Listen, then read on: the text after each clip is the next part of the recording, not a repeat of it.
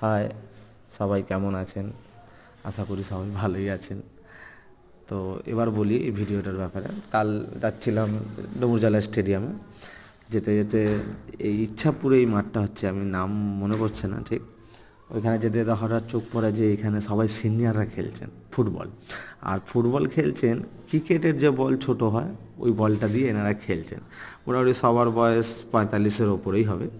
মানে দেখেও কী যে ভালো লাগছিল যে আমি বলে বোঝাতে পারবো না। এখানে অনেক আমার বয়সী ছেলেরা, তার সাথে দিদি বোনেরা দাঁড়িয়ে দাঁড়িয়ে খেলা দেখছিলেন।